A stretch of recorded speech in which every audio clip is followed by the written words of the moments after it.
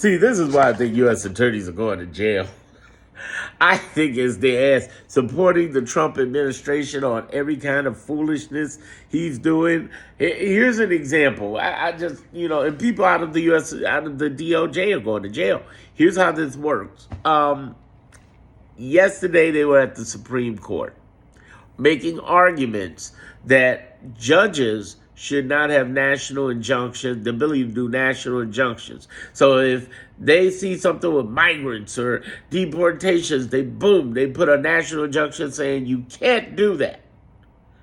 And they don't want the Trump administration that to happen. So they took it to the Supreme Court. Well, first, they tried to make it where judges couldn't do that by creating a bill in the House. They passed it, realized they could not, and they knew this, they could not do that through the Senate. But it was a flex because most people don't understand that.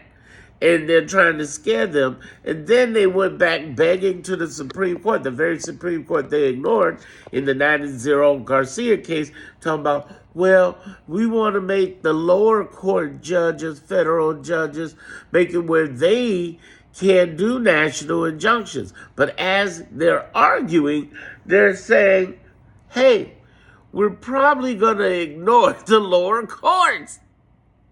They said that yesterday. In Supreme, they're going to jail. They're jail. Here's the thing, the other thing. They signed an affidavit months ago saying that Elon Musk is not head of Doge. 2 weeks later, Donald Trump is in front of the State of the Union having Elon stand up because of what? He's head of Doge. They're going to jail. They're going to jail, y'all. They going to jail. And you know what's funny? The people who are going to jail are going to be the ones with the least capital, political capital. It's going to be the ones, we don't even know who these people are. And they're going to go to jelly jail because these guys are really stupid. It's like the arrogance that fuels them. And what Trump has done is put a team of people during his administration that are fiercely loyal to him. But loyalty does not equate intellect. The real presidents make sure that they have people in there who are willing to disagree with them because they can't have yes men. Yes men are a disaster for every presidency out there. You need somebody to argue the counterpoints and be willing to fight for the counterpoints because those people are the ones that matter. Those are the ones who are going to say things that you need to think outside the box on. And you always got to think outside the box as president.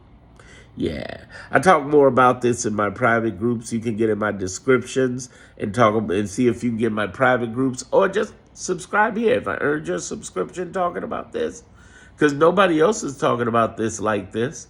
They're just saying, oh, he did bad, Supreme Court. But they don't break down why he did bad. They don't talk about U.S. attorneys going to jail. Nobody talks about that. I do. Join me on YouTube. And then get in my descriptions and figure out if my groups are open. Reach out to me and see if you can join them too, my premium groups.